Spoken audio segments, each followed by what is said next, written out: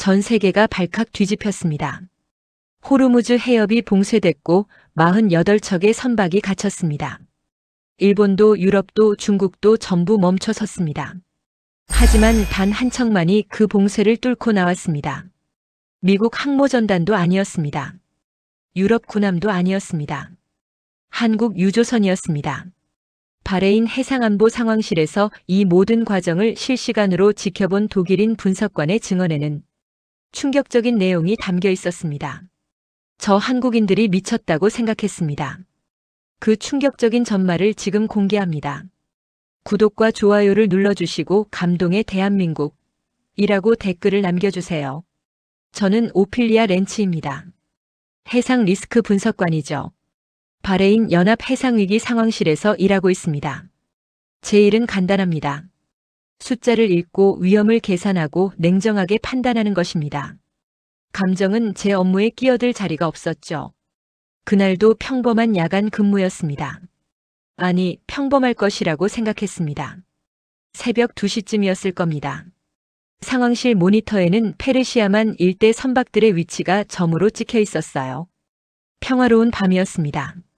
하지만 그 평화는 단 10분도 가지 못했습니다. 긴급 보고가 들어왔습니다. 이스라엘과 미국이 이란 본토를 타격했다는 정보였죠. 저는 즉시 모니터 앞으로 달려갔습니다. 심장이 빠르게 뛰기 시작했어요. 이건 단순한 긴장이 아니었습니다. 이란이 곧 보복할 거라는 걸 알았거든요. 그리고 그 보복의 형태도 뻔했습니다. 호르무즈 해협 봉쇄였죠. 레이더 화면을 보니 48척의 선박이 해협 일대에 떠 있었습니다. 유조선, 컨테이너선, 화물선들이었어요. 저는 손가락으로 하나하나 세어봤습니다. 일본 선박 9척, 유럽 선박 12척, 중국 선박 15척, 그리고 한국 선박 3척이었죠. 모두 갇힐 운명이었습니다. 브래든 케일 소장이 제 옆으로 다가왔습니다. 미 해군 중동 연합작전 부사령관이죠. 50대 중반의 서늘한 인물입니다. 그는 화면을 보더니 차갑게 말했습니다. 이제 저 배들은 전부 멈춘다. 민간 선박은 원래 그런 순간의 용기가 아니라 지침서를 본다.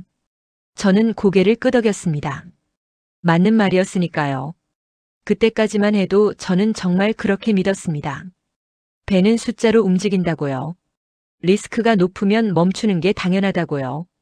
그게 국적과 상관없는 철칙이라고 생각했죠. 하지만 제가 틀렸습니다. 완전히요. 저는 어렸을 때부터 아시아 쪽 해운에 대한 불신이 있었습니다. 특히 조선과 부품에 대해서요. 제 아버지가 유럽 화물선 기관장이었거든요. 제가 16살 때였습니다. 아버지가 탄 배가 인도양에서 큰 화재를 겪었어요. 값싼 위조 부품 때문이었죠.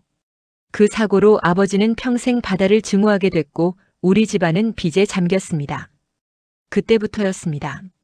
저는 아시아 쪽 물류와 조선, 부품은 싸고 위험하다는 생각을 갖게 됐어요. 물론 그 사고가 한국 때문은 아니었습니다. 전혀 다른 지역의 저가 위조 부품 문제였죠. 하지만 어린 제게는 그게 중요하지 않았어요. 저는 그걸 전부 한 덩어리로 묶어버렸습니다. 아시아는 빠르게 따라잡았지만 정교하지 않다. 그게 제 편견이었죠. 그래서 한국도 마찬가지라고 생각했습니다. 빨리 만들고 싸게 팔고 겉만 번지르르한 나라라고요.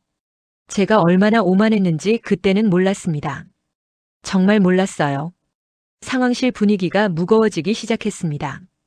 이란 정부에서 공식 성명이 나올 거라는 정보가 들어왔거든요. 모두가 숨을 죽였습니다. 저도 화면에서 눈을 떼지 못했어요. 그리고 드디어 발표가 나왔습니다. 호르무즈 해협 전면 봉쇄. 모든 외국 선박의 통과를 금지한다는 내용이었죠. 순간 상황실 안이 얼어붙었습니다. 누군가 욕설을 뱉었고 누군가는 한숨을 쉬었어요. 저는 그저 화면을 응시했습니다. 48개의 점들이 거기 그대로 있었거든요. 아직 움직이고 있었지만 곧 멈출 거라는 걸 알았습니다. 케일 소장이 다시 말했습니다. 이제 시작이다. 저 배들이 하나씩 항복 신호를 보낼 것이다. 저는 아무 말도 하지 않았어요. 그냥 레이더 화면만 봤습니다. 그리고 이상한 걸 발견했죠. 한국 선박 중 한 척이 유독 눈에 띄었습니다. 다른 배들은 AIS 신호를 줄이거나 꺼버리는 경우가 많았어요. 숨으려는 거죠. 하지만 그 한국 배는 신호를 끄지 않았습니다. 정직하게 자기 위치를 계속 송출하고 있었어요. 저는 그때 대수롭지 않게 넘겼습니다. 그냥 미숙한 선장이겠거니 했죠. 하지만 나중에 알았습니다. 그게 얼마나 중요한 신호였는지를요. 그 배는 숨으려는 게 아니었습니다. 정당한 민간 선박임을 끝까지 공개하고 기록으로 남기려는 거였어요.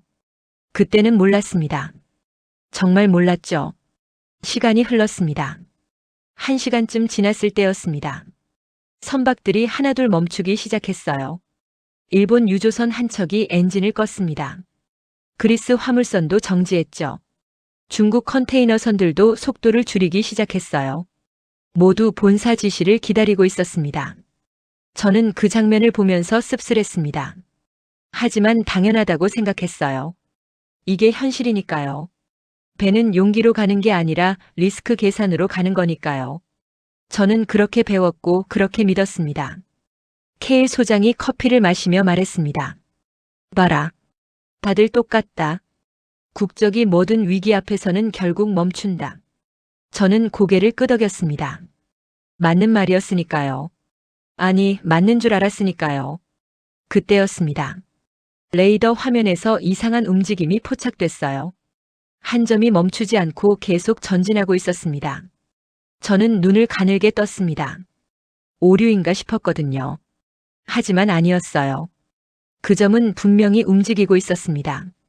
저는 클릭해서 정보를 확인했습니다.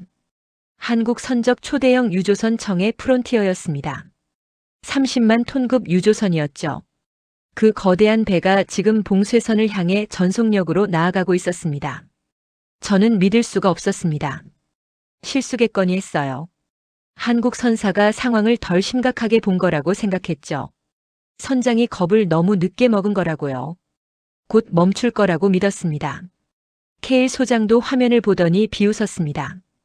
봐. 저런 배들이 꼭 제일 먼저 울면서 구조 요청을 하지. 저는 또 고개를 끄덕였어요. 그때까지만 해도 저도 똑같이 생각했으니까요. 하지만 10분이 지나도 한국 유조선은 속도를 줄이지 않았습니다. 20분이 지나도 마찬가지였어요. 오히려 최대 출력으로 호르무즈를 향해 나아가고 있었습니다. 저는 이상한 불안감을 느끼기 시작했어요. 그 배의 움직임에는 허둥댐이 없었습니다. 실수로 잘못 간 배의 궤적이 아니었어요. 처음부터 결심하고 밀어붙이는 배의 궤적이었습니다. 저는 그걸 느꼈어요. 숫자를 보는 사람이라서요. 데이터는 거짓말을 하지 않거든요. 상황실에서 경고 교신을 보냈습니다. 청의 프론티어 즉시 정지하라. 해협 봉쇄 중이다. 그러자 한국 측에서 또렷한 응답이 돌아왔습니다. 우리는 계속 항해합니다. 선원들은 집으로 돌아가야 하고 이 원유는 한국에 도착해야 합니다. 그 한 문장에 상황실 공기가 달라졌습니다. 모두가 서로를 쳐다봤어요. 저도 숨이 막혔습니다.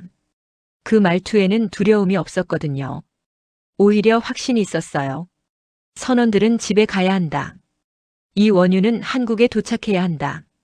그 문장이 제 귓가에 맴돌았습니다. 저는 이유를 모른 채 심장이 한번 내려앉는 걸 느꼈습니다. 뭔가 제가 놓치고 있는 게 있다는 느낌이었어요. 하지만 아직은 몰랐습니다. 저 배가 얼마나 준비된 배인지를요. 저 선장이 얼마나 각오한 사람인지를요. 케일 소장이 팔짱을 끼고 화면을 봤습니다. 표정이 조금 굳어 있었어요. 저도 마찬가지였습니다. 우리는 말없이 화면만 응시했죠. 한국 유조선은 여전히 전진하고 있었습니다. 멈출 기미가 전혀 없었어요. 그리고 저는 그때 처음으로 생각했습니다. 혹시 저 배가 정말 해낼 수도 있지 않을까? 아니, 말도 안 돼. 저는 고개를 저었어요. 불가능한 일이었으니까요. 하지만 제 심장은 이미 다르게 뛰고 있었습니다. 저도 모르게요. 봉쇄 선언이 공식화되자 모든 게 멈췄습니다. 일본 유조선들이 완전히 엔진을 껐어요. 유럽 선박들도 선회를 시작했습니다. 중국 컨테이너선들은 본사 지시만 기다리며 표류하기 시작했죠. 중동 선박들까지 전부 정지했습니다. 상황실 안 분위기는 얼어붙었어요. 레이더 화면을 보니 47척이 멈춰 있었습니다. 아니, 거의 멈춘 상태였죠. 모두 같은 결정을 내렸어요. 기다리자. 본사 지시를 받자. 안전을 우선하자. 당연한 선택이었습니다. 저도 그렇게 생각했어요. 하지만 단 한 척만은 달랐습니다. 청해 프론티어였죠. 그 배는 여전히 전속력으로 나아가고 있었습니다. 속도를 줄이기는커녕 오히려 더 빨라지고 있었어요. 저는 화면을 확대했습니다.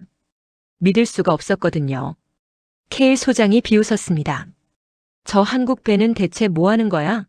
자살 행위잖아. 저는 대답하지 않았어요. 뭐라고 말해야 할지 몰랐거든요. 저도 이해가 안 됐으니까요. 그때 통신 담당자가 소리쳤습니다. 한국 유조선에서 주변 선박들에게 교신을 보내고 있습니다. 저는 귀를 기울였어요. 어떤 내용인지 궁금했거든요. 지금이 유일한 창입니다. 함께 움직이겠습니까? 한국 선장의 목소리였습니다. 차분하지만 단호했어요. 저는 소름이 돋았습니다. 저 선장은 지금 혼자 가려는 게 아니었어요. 다른 배들을 같이 데리고 가려는 거였죠. 잠시 침묵이 흘렀습니다. 그리고 응답들이 들어오기 시작했어요. 그리스 선박이 먼저 대답했습니다. 미쳤군. 우리는 안 간다. 노르웨이 배도 응답했죠. 행운을 빈다. 하지만 우리는 여기 남겠다. 일본 유조선도 중국 화물선도 유럽 컨테이너선도 모두 거절했습니다. 아무도 응하지 않았어요. 청해 프론티어는 결국 혼자 가게 됐습니다. 저는 그제야 깨달았습니다. 이게 단순 배짱이 아니라는 걸요. 한국 선장은 주변 배들을 같이 묶어 하나의 덩어리로 돌파시키려는 전술적 시도를 했던 겁니다. 집단으로 움직이면 이란도 쉽게 공격하지 못할 거라고 계산한 거죠. 하지만 아무도 따라오지 않았어요. 저는 가슴이 답답해졌습니다. 왜 아무도 안 가는 거야? 저는 스스로에게 물었어요. 하지만 답은 뻔했습니다. 무서우니까요. 당연히 무섭죠. 저라도 안 갔을 겁니다. 하지만 한국 배는 달랐습니다. 혼자서도 계속 나아갔어요. 저는 숨을 죽이고 화면을 봤습니다. 저 배가 대체 어디서 저런 확신을 갖고 있는 건지 알 수가 없었거든요. 그리고 더 충격적인 장면이 펼쳐졌습니다. 이란 고속정 두 척이 청해 프론티어에 접근하기 시작했어요. 위협 교신이 들어왔습니다. 즉시 정지하라. 경고한다. 한국 측에서는 응답이 없었어요. 그냥 계속 전진했습니다. 이란 고속정이 더 가까이 다가왔습니다. 그리고 확성기로 다시 경고했죠. 저는 숨이 막혔어요. 이제 끝이구나 싶었습니다. 한국 배가 결국 멈출 거라고 생각했어요. 그런데 그때였습니다. 한국 선장이 페르시아어로 직접 응답하기 시작했어요. 저는 귀를 의심했습니다. 페르시아어요? 한국 선장이요? 그것도 어설픈 몇 마디가 아니었습니다. 가족, 체면, 지역 정세, 국제적 부담까지 꿰뚫는 말이었어요. 존중합니다. 하지만 우리도 의무가 있습니다. 선원들의 가족이 기다리고 있습니다. 당신들도 아버지일 겁니다. 이해해 주십시오. 저는 소름이 돋았습니다. 온몸에 전율이 흘렀어요.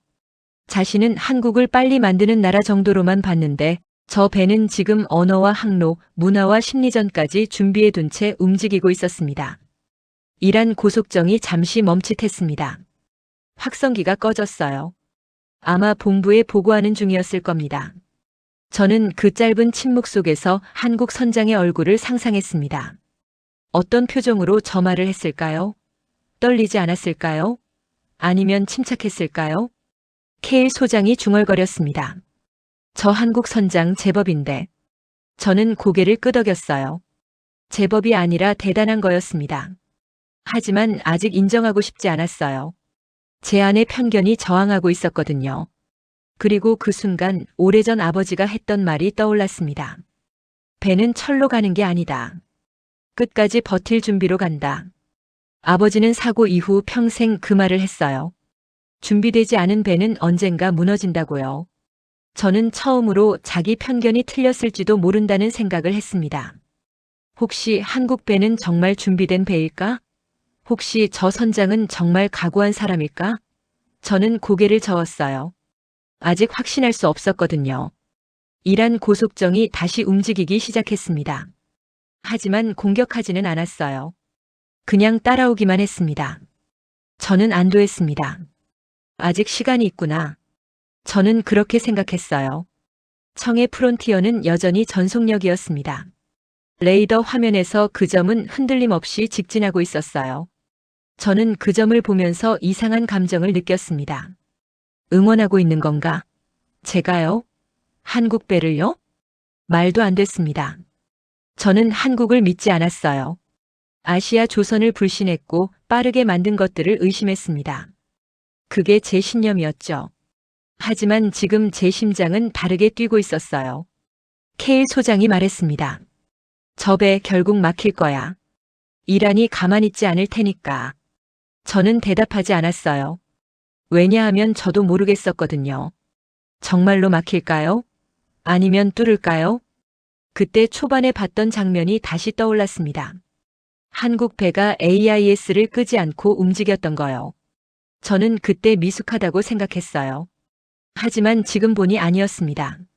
한국 배는 애초에 숨는 배가 아니었어요. 정당한 민간 선박임을 끝까지 공개하고 기록으로 남길 배였던 겁니다. 국제법을 지키고 투명하게 움직이고 떳떳하게 항해하는 배였죠.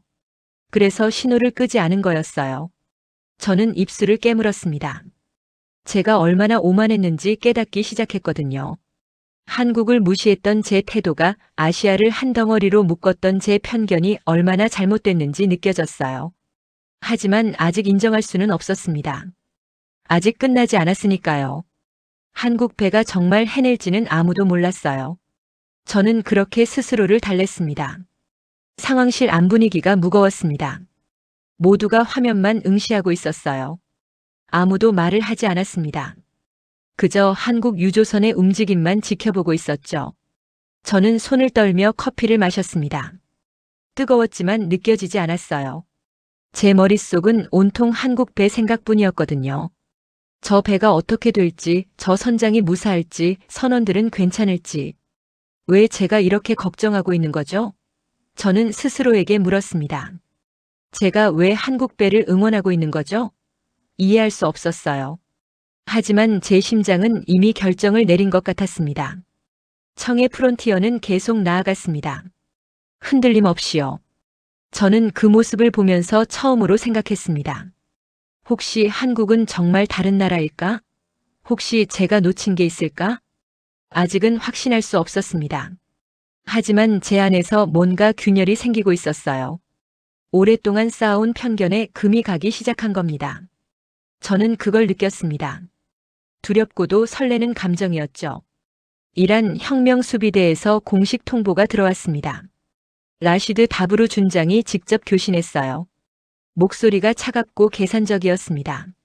한국 선박청의 프론티어 즉시 정지하라. 이것이 마지막 경고다. 상황실이 긴장했습니다. 모두가 숨을 죽였어요. 이제 진짜 끝이구나. 저는 그렇게 생각했습니다. 한국 배도 결국 멈출 거라고 믿었어요.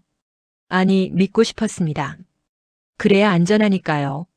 하지만 청의 프론티어는 대답했습니다. 우리는 민간 선박입니다. 국제해양법에 따라 무해 통항권을 행사합니다. 계속 항해하겠습니다.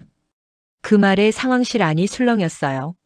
저는 입을 다물 수가 없었습니다. 케일 소장이 욕설을 뱉었습니다. 미쳤어. 완전히 미쳤어. 저도 같은 생각이었어요. 무모하다고 생각했습니다. 하지만 동시에 가슴 한편이 뜨거워지는 걸 느꼈어요. 왜 그랬을까요? 저도 모르겠습니다. 라시드가 다시 교신했습니다. 경고했다. 이제 책임은 너희에게 있다.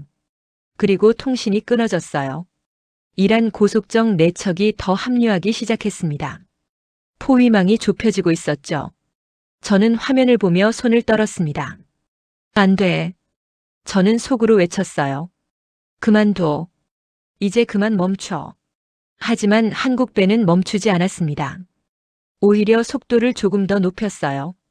그때 한국 선장이 다시 페르시아어로 교신했습니다. 저는 귀를 기울였어요. 무슨 말을 할지 궁금했거든요. 존경하는 라시드 준장님, 저는 기도연입니다. 이 항로를 20년 넘게 탔습니다. 당신들의 바다를 존중합니다. 하지만 제 선원들도 아버지이고 아들입니다. 저희를 집으로 보내주십시오. 국제 분쟁을 원하지 않으신다는 걸 압니다. 저희도 원하지 않습니다. 그저 지나가게 해주십시오. 저는 온몸에 소름이 돋았습니다. 저 말투요. 저 태도요.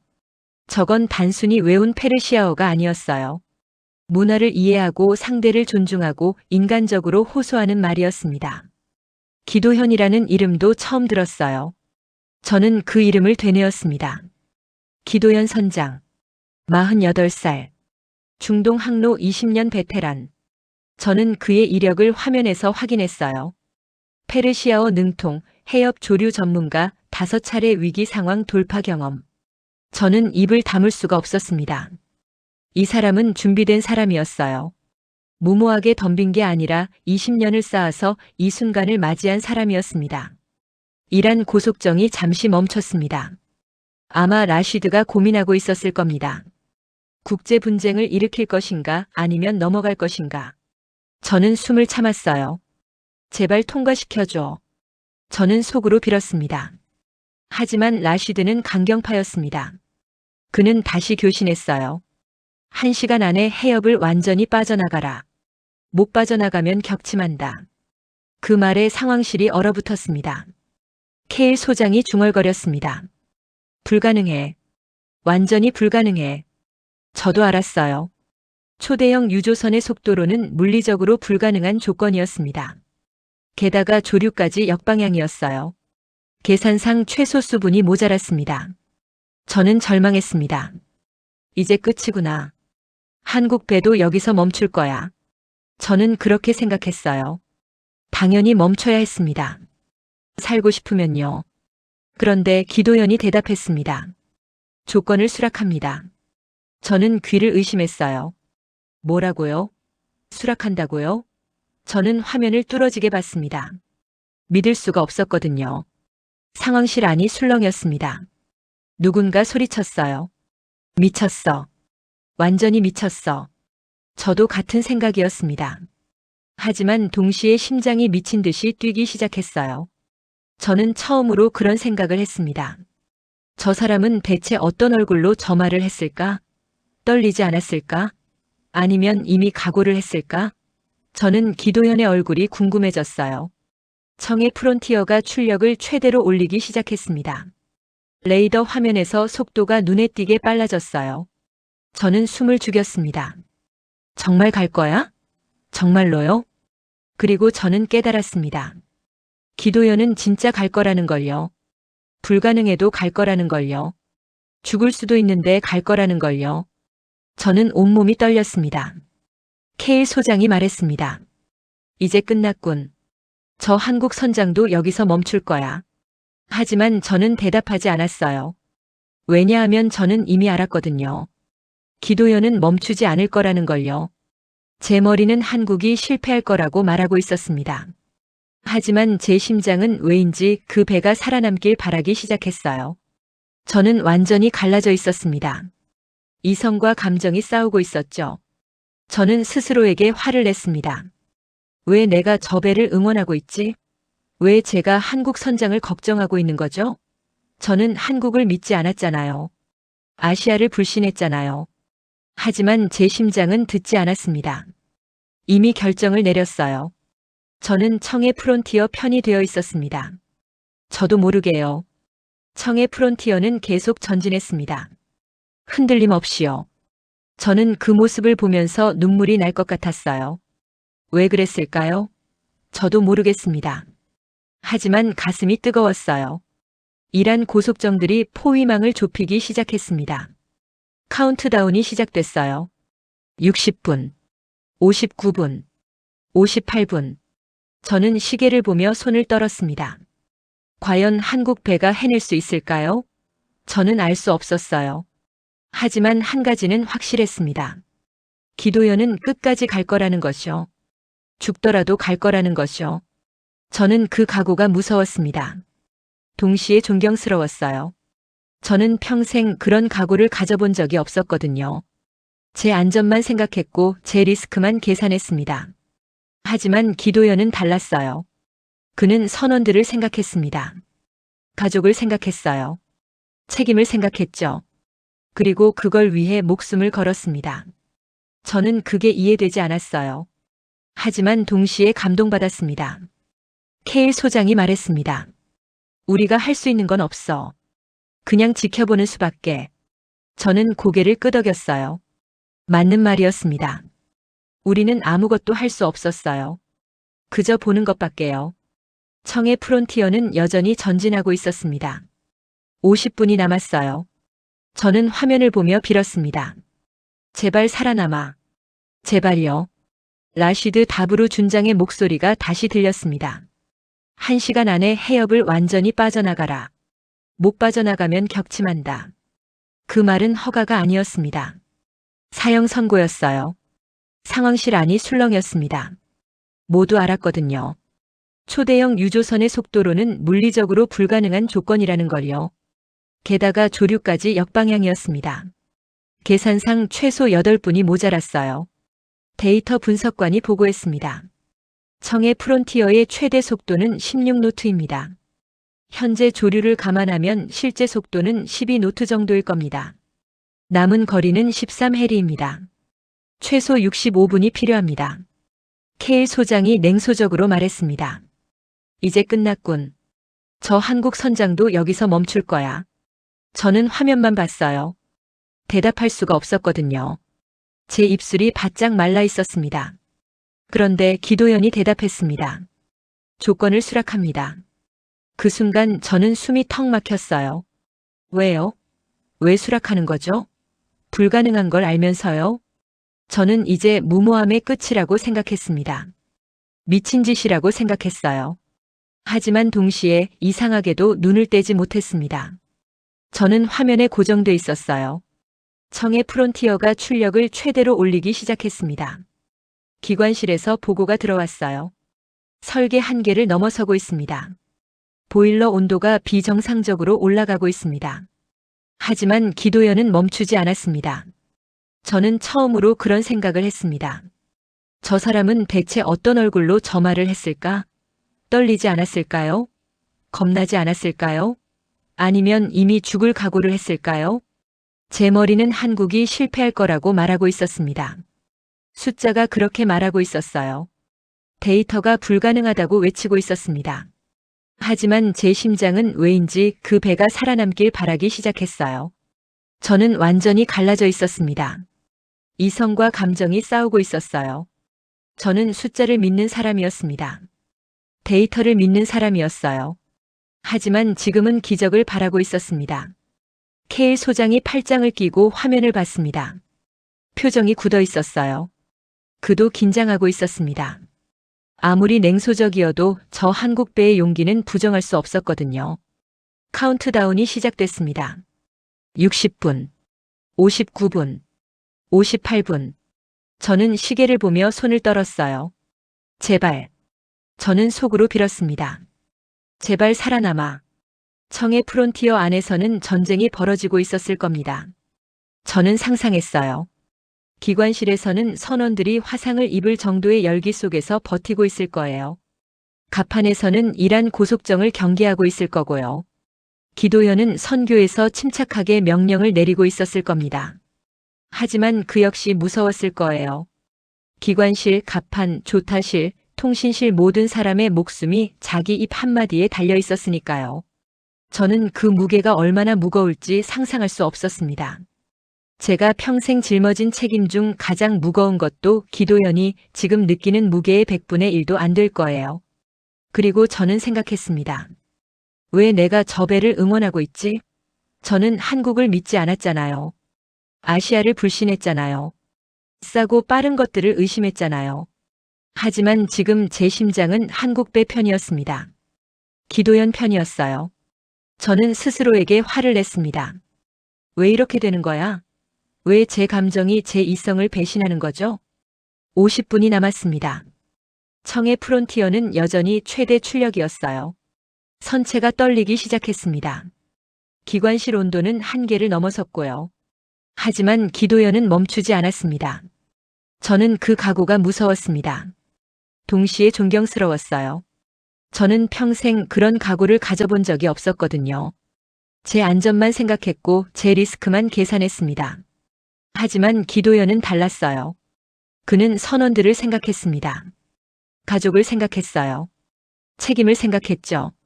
그리고 그걸 위해 목숨을 걸었습니다. 저는 그게 이해되지 않았어요. 하지만 동시에 감동받았습니다. 40분이 남았습니다. 이란 고속정들이 더 가까이 다가왔어요. 위협 수위가 올라가고 있었습니다. 저는 숨을 참았어요. 제발 쏘지 마. 제발요. 상황실 안 분위기가 무거웠습니다. 모두가 화면만 응시하고 있었어요. 아무도 말을 하지 않았습니다. 그저 한국 유조선의 움직임만 지켜보고 있었죠. 저는 손을 떨며 물을 마셨습니다. 목이 말랐지만 넘어가지 않았어요. 제 머릿속은 온통 한국 배 생각뿐이었거든요. 저 배가 어떻게 될지, 저 선장이 무사할지, 선원들은 괜찮을지. 30분이 남았습니다. 절반이 지났어요. 하지만 거리는 아직 멀었습니다. 저는 계산했어요. 지금 속도로는 여전히 5분이 모자랐습니다. 케일 소장이 중얼거렸습니다. 못 빠져나가. 물리적으로 불가능해. 저도 알았어요. 숫자가 그렇게 말하고 있었으니까요. 하지만 저는 기적을 바랐습니다. 20분이 남았습니다. 청의 프론티어는 여전히 전속력이었어요. 하지만 조류가 역방향이었습니다. 속도가 조금씩 떨어지고 있었어요. 저는 절망했습니다. 안 돼. 이제 정말 끝이구나. 저는 그렇게 생각했어요. 하지만 동시에 포기하고 싶지 않았습니다. 그때 이상한 일이 일어났습니다. 조류가 바뀌기 시작했어요. 역방향이던 조류가 조금씩 약해지고 있었습니다. 저는 화면을 확대했어요. 믿을 수가 없었거든요. 데이터 분석관이 소리쳤습니다. 조류가 전환되고 있습니다. 10분 후면 순방향으로 바뀝니다. 저는 숨이 막혔어요. 그럼 가능성이 있다는 거잖아요? 케일 소장이 중얼거렸습니다. 설마 조류 시간까지 계산한 건가? 저는 소름이 돋았습니다. 그럴 리가요. 그럴 리가 없잖아요. 하지만 저는 알았습니다. 기도연은 그걸 알고 있었어요. 조류가 바뀌는 시간을 알고 있었습니다. 그래서 일부러 버틴 거였어요. 그때까지 살아남으면 된다고 계산한 거였죠. 저는 온몸이 떨렸습니다. 이 사람은 운에 기대고 있던 게 아니었어요. 20년을 쌓아온 지식과 경험으로 정확히 계산하고 있었던 겁니다. 10분이 남았습니다. 조류가 순방향으로 바뀌었어요. 청의 프론티어의 속도가 눈에 띄게 빨라지기 시작했습니다. 저는 화면을 뚫어지게 봤어요. 제발요. 상황실 앞 모든 사람이 일어섰습니다. 숨을 죽이고 화면만 봤어요. 저도 일어나 있었습니다. 손을 떨며 화면을 응시했죠. 5분이 남았습니다. 거리는 1헬이었어요. 가능합니다. 가능해요. 저는 속으로 외쳤습니다. 제 심장이 미친 듯이 뛰고 있었어요. 케일 소장도 아무 말이 없었습니다. 그저 화면만 봤어요. 표정이 굳어 있었습니다. 저는 그의 얼굴을 봤어요. 그도 긴장하고 있었습니다. 청의 프론티어는 전속력으로 나아가고 있었습니다. 흔들림 없이요. 저는 그 모습을 보며 눈물이 날 것 같았어요. 왜 그랬을까요? 저도 모르겠습니다. 하지만 가슴이 뜨거웠어요. 제 안의 편견이 무너지고 있었습니다. 한국을 향한 오랜 불신이 깨지고 있었어요. 저는 그걸 느꼈습니다. 두렵고도 설레는 감정이었죠. 3분이 남았습니다. 거리는 0.5헬이었어요. 이제 진짜 가능합니다. 저는 숨을 참았어요. 제발 살아남아. 청의 프론티어 안에서는 지금 어떤 일이 벌어지고 있을까요? 저는 상상했습니다. 기도현 선장은 선교에서 침착하게 명령을 내리고 있을 거예요. 하지만 그 역시 무서웠을 겁니다. 모든 사람의 목숨이 자기 입 한마디에 달려 있었으니까요. 교신 일부가 상황실로 잡혔습니다. 기관장의 목소리였어요. 선장님, 이 출력으로 더 밀면 보일러가 버티지 못합니다. 온도가 한계를 넘었습니다. 기도연의 대답이 들렸죠. 알고 있습니다. 하지만 계속 밀어주십시오. 갑판장의 목소리도 들렸습니다. 선장님, 맞으면 끝입니다. 정말 갑니까? 기도현이 대답했어요. 오늘 우리가 멈추면 저 배들은 평생 멈춥니다. 끝까지 갑니다. 저는 그 말을 듣고 멍해졌습니다. 오늘 우리가 멈추면 저 배들은 평생 멈춥니다. 그 문장이 제 귓가에 맴돌았어요. 기도연은 자기 배만 생각하지 않았습니다. 저 뒤에 있는 47척의 배들도 생각하고 있었어요. 만약 청해 프론티어가 여기서 멈추면 다른 배들도 영원히 갇힐 거라고 생각한 겁니다. 이란이 봉쇄를 풀지 않을 거라고 계산한 거죠. 그래서 기도연은 자기가 뚫어야 한다고 결심했어요. 다른 배들을 위해서라도요. 저는 소름이 돋았습니다. 이 사람은 자기만 생각하지 않았어요. 세계를 생각하고 있었습니다. 책임을 생각하고 있었어요. 저는 그게 이해되지 않았습니다. 왜 한국 선장이 세계를 책임져야 하죠? 하지만 기도연은 그렇게 생각했어요. 자기가 먼저 가야 한다고요. 자기가 뚫어야 한다고요. 그게 옳은 일이라고 믿었습니다. 기관실에서 또 보고가 들어왔습니다. 보일러 1호기 압력 한계 초과. 2호기도 위험 수준입니다. 기도현이 대답했어요. 30분만 버텨주십시오. 30분이면 됩니다. 저는 그 말을 듣고 가슴이 답답해졌습니다. 30분이요. 그 30분이 얼마나 긴 시간일까요? 기관실 선원들에게는 지옥 같은 시간이었을 겁니다. 선원들의 대화도 들렸어요. 형님, 우리 죽는 거 아니에요? 누군가 떨리는 목소리로 물었습니다. 다른 선원이 대답했죠. 선장님이 괜찮다고 하면 우리는 간다. 그게 우리 규칙이야. 저는 그 말을 듣고 온몸에 전율이 흘렀습니다. 선장님이 괜찮다고 하면 우리는 간다. 그게 우리 규칙이야. 이게 뭔가요? 이게 대체 무슨 신뢰인가요? 저는 평생 그런 신뢰를 가져본 적이 없었습니다. 상사를 믿어본 적도 동료를 믿어본 적도 없었어요. 저는 숫자만 믿었고 데이터만 믿었습니다. 사람은 믿지 않았죠. 하지만 저 한국 선원들은 달랐습니다. 기도현을 믿고 있었어요. 죽을 수도 있는 상황에서도 그를 믿고 따라가고 있었습니다. 저는 그게 부러웠습니다. 동시에 슬펐어요.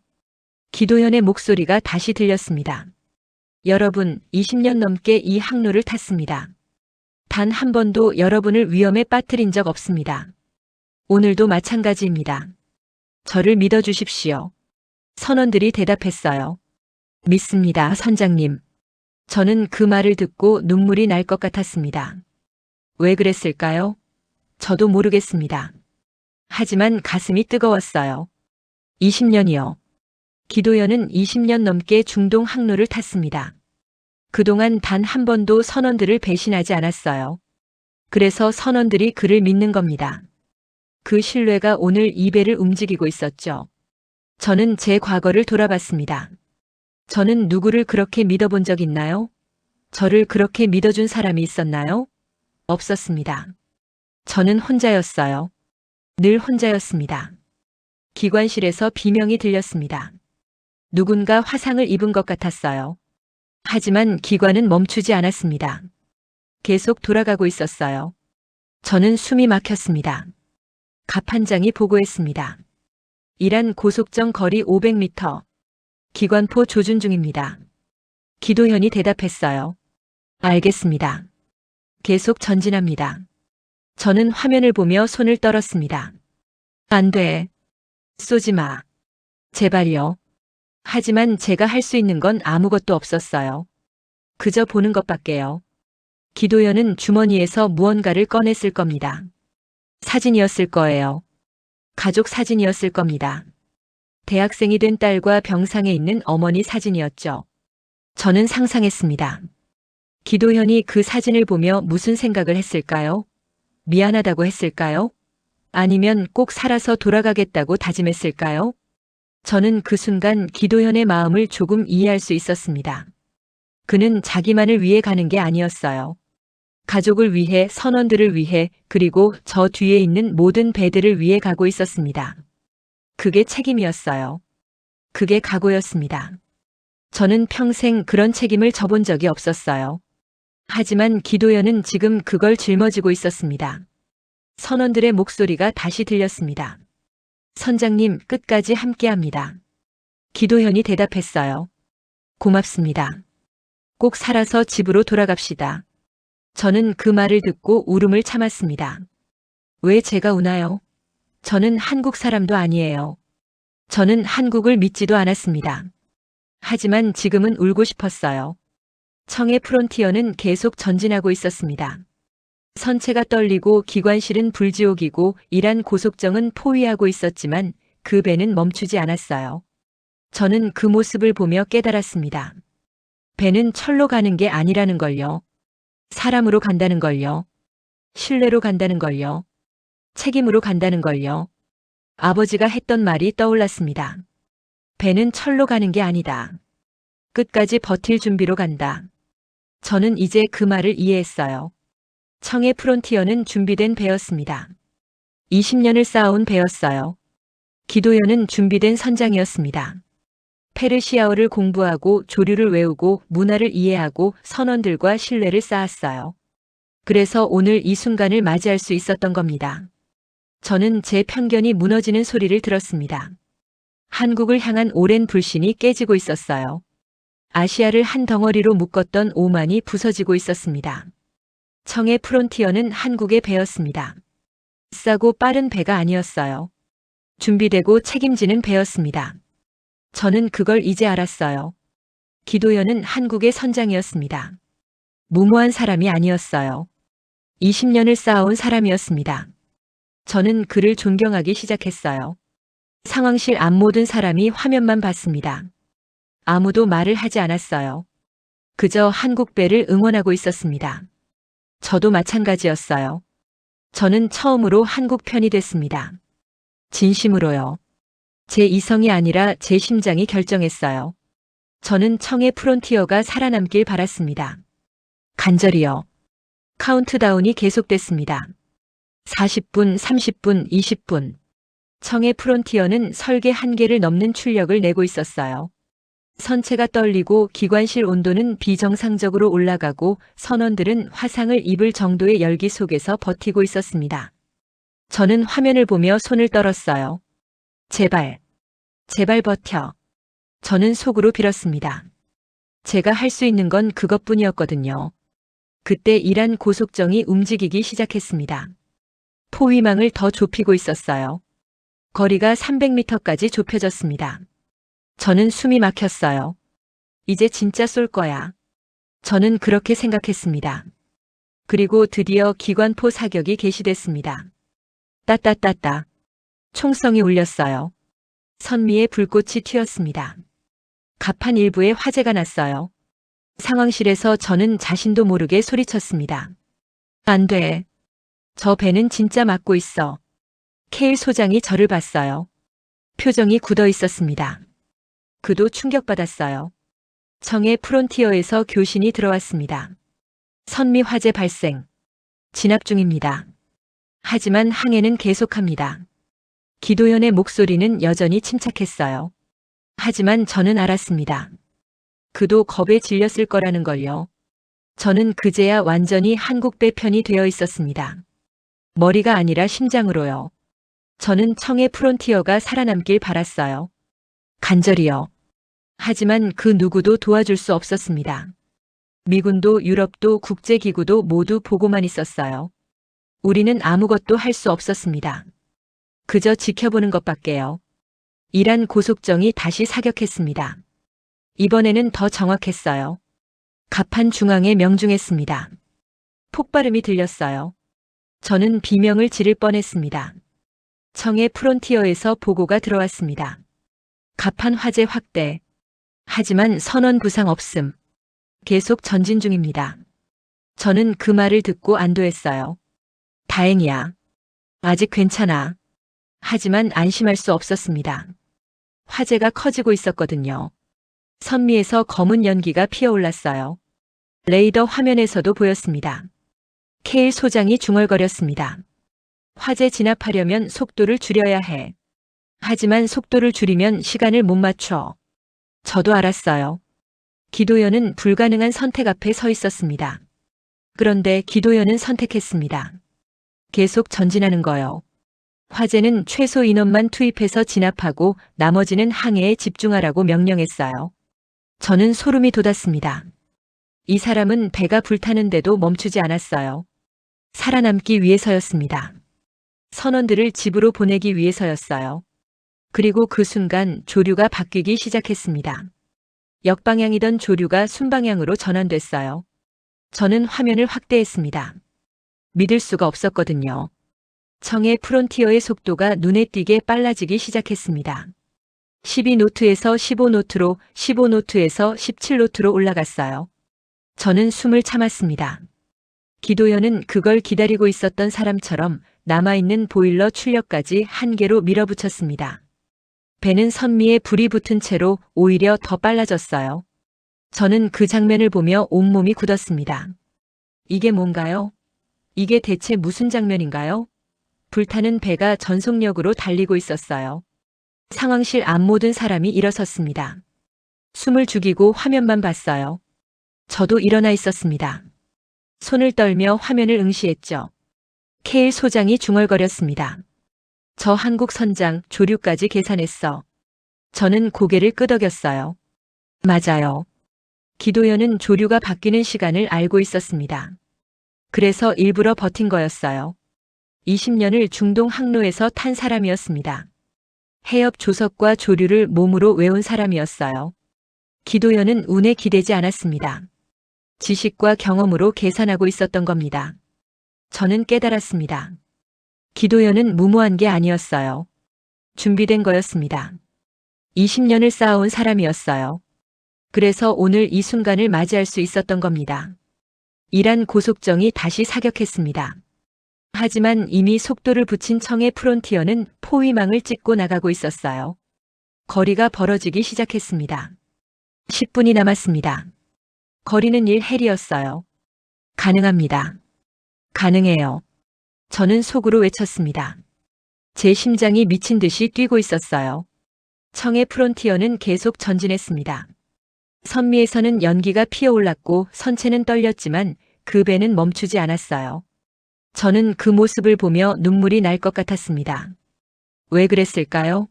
저는 한국 사람도 아니에요. 저는 한국을 믿지도 않았습니다.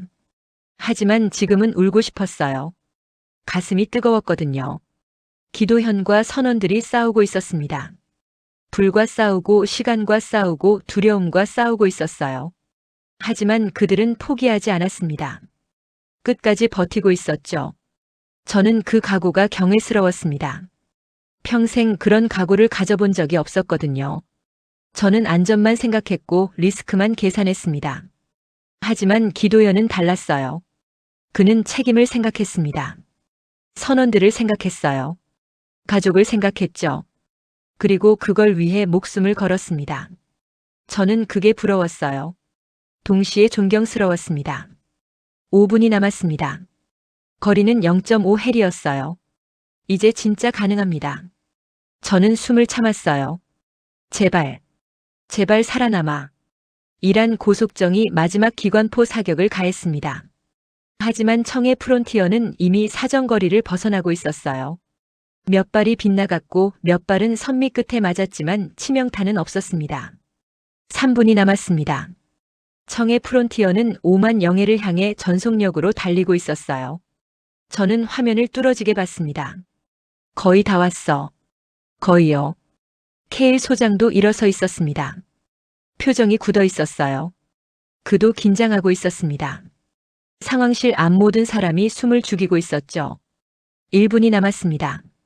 거리는 0.2헬이었어요. 눈앞에 5만 영해가 보였습니다. 저는 손을 떨었어요. 제발, 제발요. 그리고 드디어요. 청해 프론티어가 5만 영해를 넘어섰습니다. 국제 분쟁을 우려한 이란 고속정은 멈춰섰어요. 추격을 포기했습니다. 상황실 안에 있던 사람들은 그대로 무너졌습니다. 안도의 탄성, 욕설, 박수, 비명, 한숨이 한꺼번에 터져나왔어요.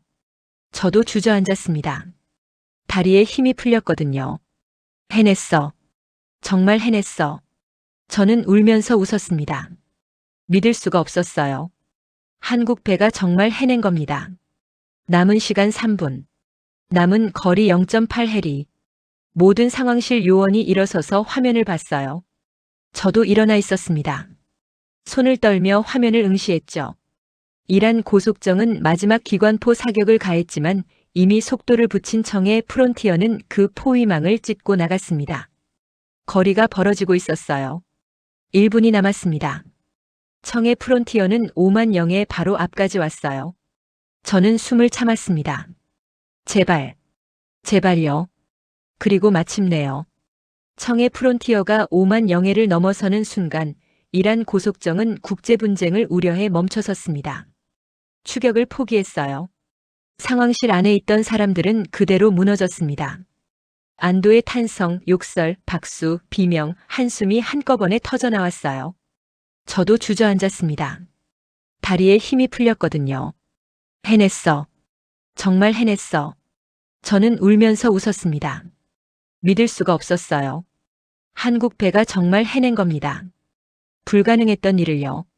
케일 소장도 아무 말이 없었습니다. 처음엔 한국 따위라고 했던 그가 지금은 화면을 보며 입술을 깨물고 서 있었어요. 표정이 복잡했습니다. 저는 그의 얼굴을 봤어요. 그도 충격받았던 겁니다. 저는 자기 안에서 무너지는 소리를 들었습니다. 한국을 향한 오랜 편견, 아시아를 한 덩어리로 묶어 깔보던 버릇, 숫자만 믿고 인간의 결단을 무시했던 오만.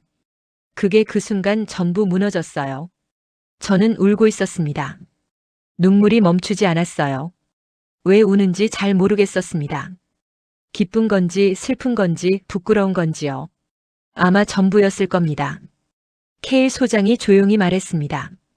우리가 잃어버린 걸 저 배가 해냈다. 그 한마디가 상황실 전체를 침묵시켰어요. 모두가 고개를 숙였습니다. 저도 마찬가지였어요. 우리가 잃어버린 것이요. 용기였을까요? 책임감이었을까요? 아니면 끝까지 버티는 힘이었을까요? 저는 알 수 없었습니다. 하지만 한 가지는 확실했어요. 한국이 그걸 가지고 있다는 것이요. 저는 화면을 보며 눈물을 닦았습니다. 청의 프론티어는 여전히 전진하고 있었어요. 선미에서는 연기가 피어올랐지만 그 배는 살아있었습니다. 선원들도 살아있었어요. 기도현이 교신했습니다. 바레인 상황실, 청의 프론티어입니다. 5만 영에 진입 완료했습니다. 선원 전원 무사합니다. 감사합니다. 그 목소리는 여전히 침착했어요. 하지만 저는 알았습니다. 그도 떨리고 있을 거라는 걸요. 상황실에서 누군가 대답했습니다. 청의 프론티어 훌륭했습니다. 정말 훌륭했습니다. 목소리가 떨리고 있었어요. 저도 마찬가지였습니다. 저는 주저앉아서 울었습니다. 오랫동안요. 상황실 안 사람들도 저를 그냥 뒀어요. 모두가 이해하고 있었거든요. 우리가 무엇을 목격했는지를요. 한국은 그날 호르무즈를 통과한 게 아니었습니다. 전 세계가 위기에 대응하는 방식의 기준을 바꿔버렸어요. 멈추지 않는 것, 책임지는 것, 끝까지 버티는 것. 그게 한국이 보여준 답이었습니다. 저는 제 편견이 얼마나 오만했는지 깨달았습니다. 한국을 빨리 만드는 나라 정도로만 봤어요. 아시아를 한 덩어리로 묶어 깔봤습니다. 하지만 틀렸어요. 완전히요. 한국은 준비된 나라였습니다. 20년을 쌓아온 나라였어요. 책임을 아는 나라였습니다. 저는 그걸 오늘 배웠어요. 너무 늦게요. 케일 소장이 제 옆에 앉았습니다. 오피리아 괜찮아요? 저는 고개를 끄덕였어요. 괜찮습니다. 그냥 부끄러워서요. 그가 물었어요. 뭐가요? 제가 한국을 얼마나 무시했는지요. 저는 대답했습니다.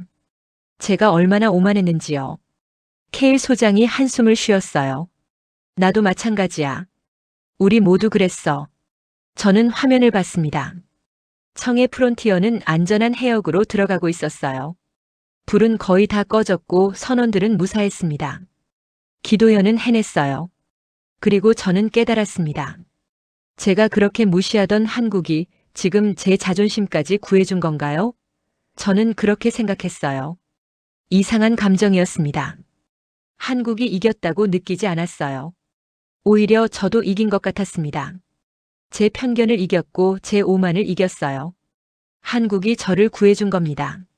상황실 안 분위기가 조금씩 풀렸습니다. 사람들이 하나둘 자리로 돌아갔어요. 하지만 아무도 말을 하지 않았습니다. 모두가 생각에 잠겨 있었죠.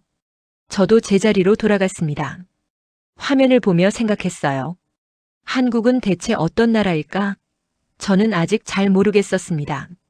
하지만 한 가지는 확실했어요. 제가 생각했던 것보다 훨씬 대단한 나라라는 것이요. 그날 밤 저는 집에 돌아가서도 잠을 이루지 못했습니다. 계속 청해 프론티어 생각만 났거든요. 기도연 생각만 났어요. 선원들 생각만 났습니다. 저는 결심했습니다. 한국에 가봐야겠다고요. 직접 보고 싶었어요. 기도연을 만나고 싶었고 선원들을 보고 싶었습니다. 한국이 어떤 나라인지 알고 싶었어요. 그리고 2주 뒤 저는 한국으로 향했습니다. 제 편견을 무너뜨린 나라로요. 제 오만을 깨트린 나라로요. 저를 구해준 나라로요. 2주 뒤 청해 프론티어는 한국 여수항에 도착했습니다. 선체에는 기관포 자국이 박혀 있었고 보일러 한 기는 완전히 망가져 있었어요. 하지만 선원은 전원살아 돌아왔습니다. 저는 여수항에 서 있었어요. 직접 보고 싶었거든요. 청해 프론티어를 직접 보고 싶었습니다. 기도연을 만나고 싶었어요. 배가 접안했습니다. 선원들이 하나둘 내려왔어요. 가족들이 달려가 안았습니다. 울음소리가 들렸어요. 저도 울고 있었습니다. 기도연이 마지막으로 내렸습니다. 48살 중동 항로 20년 베테랑. 저는 그를 봤어요. 생각보다 평범한 사람이었습니다. 특별해 보이지 않았어요. 하지만 저는 알았습니다. 저 사람이 20년을 쌓아온 사람이라는 걸요. 페르시아어를 공부하고 조류를 외우고 선원들과 신뢰를 쌓은 사람이라는 걸요. 저는 다가가서 인사했습니다. 기도현 선장님, 오피리아 렌치입니다. 바레인 상황실에서 일합니다. 그날 밤 선장님의 항해를 지켜봤습니다. 정말 훌륭했습니다. 기도현이 고개를 숙였습니다. 감사합니다. 하지만 저는 그냥 제 일을 했을 뿐입니다. 선원들을 집으로 데려오는 게 제 일이니까요. 저는 그 말을 듣고 눈물이 났습니다. 그냥 제 일을 했을 뿐이라고요. 저는 그게 얼마나 대단한 일인지 아는데요. 기도연은 담담했어요. 저는 물었습니다. 무섭지 않으셨어요? 기도현이 웃었어요. 무서웠죠. 하지만 멈출 수 없었습니다. 선원들이 저를 믿고 있었으니까요. 선원들이 저를 믿고 있었으니까요. 그 한마디가 제 가슴을 쳤습니다. 저는 평생 그런 신뢰를 가져본 적이 없었거든요. 누군가 저를 그렇게 믿어준 적도 없었어요.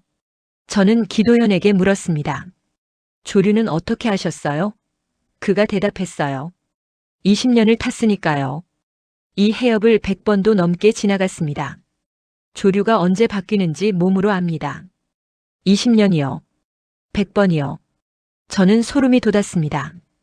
기도연은 그날 밤 운에 기대지 않았어요. 20년을 쌓아온 지식과 경험으로 계산하고 있었던 겁니다. 저는 부산항으로 갔습니다.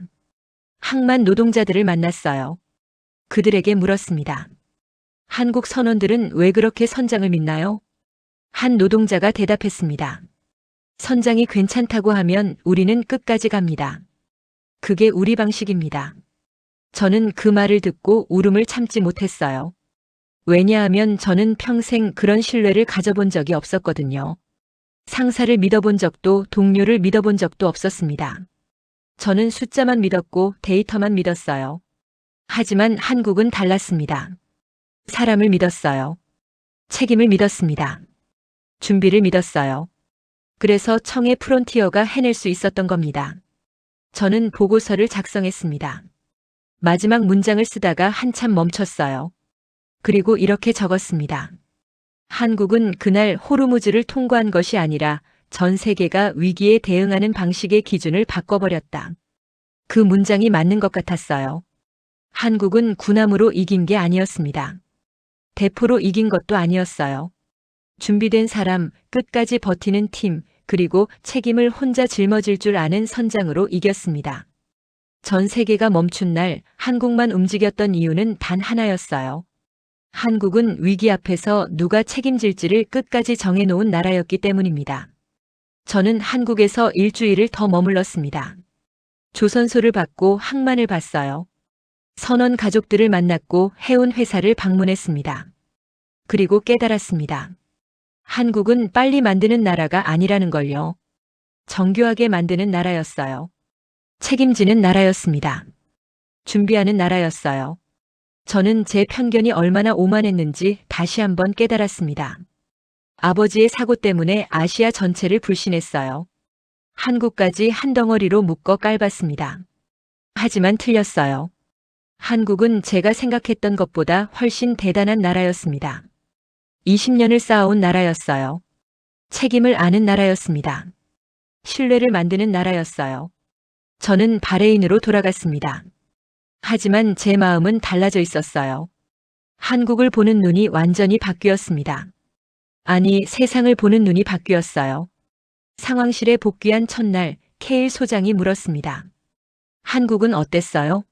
저는 대답했어요. 놀라웠습니다. 제가 생각했던 것보다 훨씬요. 케일 소장이 웃었습니다. 나도 그럴 것 같아.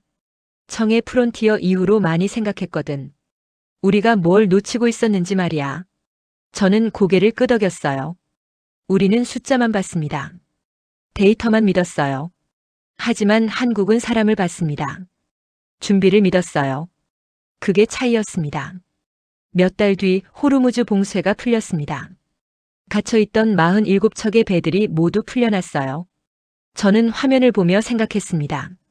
청해 프론티어가 먼저 뚫었기 때문이라고요. 만약 한국 배가 멈췄다면 이란은 봉쇄를 계속했을 겁니다.